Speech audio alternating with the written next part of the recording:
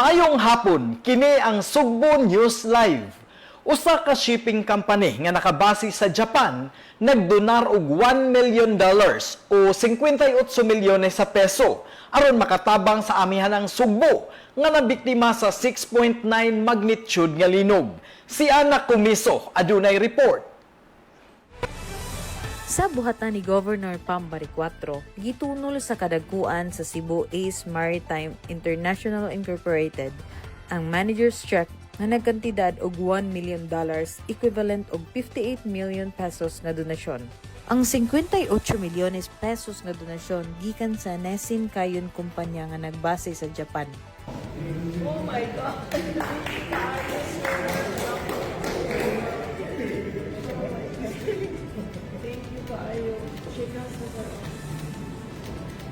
Human gidawat ni Governor Pam Baricuatro ang manager's check, gitugyan usab kini dayon ngadto ni Provincial Treasurer Attorney Roy Salubre. Actually, nakuan pud mi na surprise pud mi kay na overwhelmed pud mi nga nakakuha mi mo pag hibalo sa among uned sa Japan, siyempre namon ni mga Pilipino kuan po dito na staff. Nagkuan mi nagtawag mi dito nga kung unsay mahatabang nila.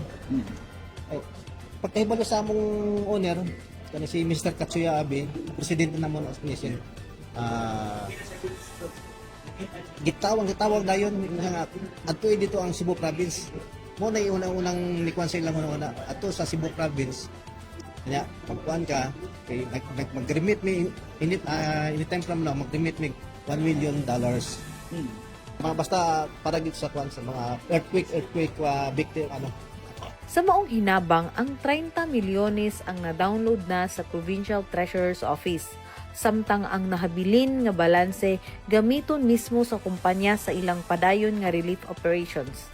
Si Governor Pam Baricuatro dako kayo og pasalamat sa tabang gikan sa Japanese firm nga Nesin Kayon Co. Limited.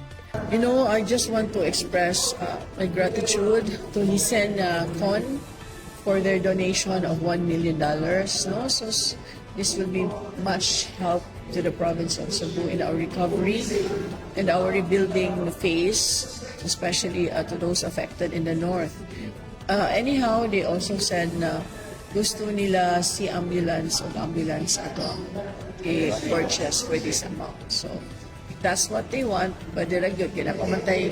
Usa pa man ito na purchase, we need to purchase one so the money would come from their donation. Balita may labot ang Sugbo, Ana Comiso, Sugbo News. Probinsya sa Southern Leyte nihatag og 3 milyones nga tabang sa Sugbo alang sa mga naapektuhan sa kusog nga linog. Samtang ang Pasig City ni donate usab og 2 milyones og nagpada og mga responders og mga psychologist aron matabangan ang mga apektado sa linog sa amihanang Sugbo. Ani ang report ni IC Santil Leopoldo. Gituno sa mga opisyales sa probinsya sa Southern Leyte ang ilang tabang alang sa pagbangon sa mga apektado sa 6.9 magnitude na linog nga miigo sa Northern Cebu. Si Governor Pam Baricuatro nagpasalamat sa kasing-kasing nga suporta gikan sa kagamahanan sa probinsya Southern Leyte. Sa dukang balita, ang kagamahanan sa Pasig naghatag og 2 milyones nga donasyon aron makatabang sa mga naapektuhan sa linog sa Northern Cebu. Naghatag usab sila og mga tents nga temporaryong kapuy-an sa mga apektadong pamilya inunman waterproof emergency go bags nga adunay sulod nga first aid kit. Ang Pasig City nag-deployed og team nga nitabang sa pagresponde sa linog ug nagpahigayon og psychosocial first aid sessions og infrastructure audit sa mga lungsod sa Northern Cebu nga kusog nga gitayog sa linog. Balitang may labot ang Sugbo. IC Santil Leopoldo, Sugbo News.